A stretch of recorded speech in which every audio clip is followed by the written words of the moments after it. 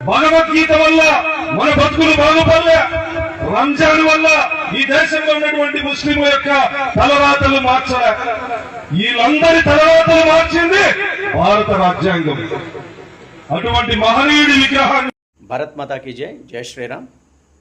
అంబేద్కర్ విగ్రహ ఆవిష్కరణలో Madakasira MLA MS రాజు గారు మాట్లాడినటువంటి మాటలు మనందరం ఇప్పుడు విన్నాం.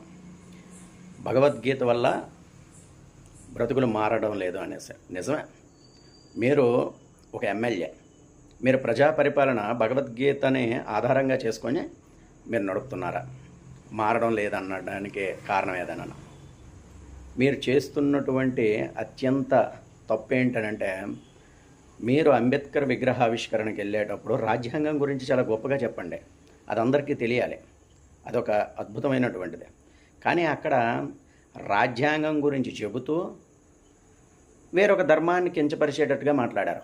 హిందువులకి అత్యంత పవిత్ర గ్రంథం భగవద్గీత. ఆ భగవద్గీతని చదివితే బ్రతుకు మారుతుందా మారదా అనేది చదివిన వాళ్ళని అడగాలి మీరు.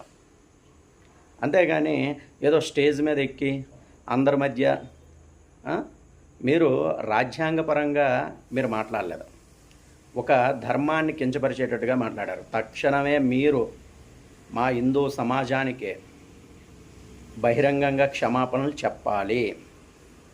హిందువులు అత్యంత పవిత్రంగా చూసుకున్నటువంటి భగవద్గీత మీద ఇలా మాట్లాడడం, అది కూడా ఒక ఎమ్మెల్యే మాట్లాడడం నిజంగా క్షమించరాని నేరం.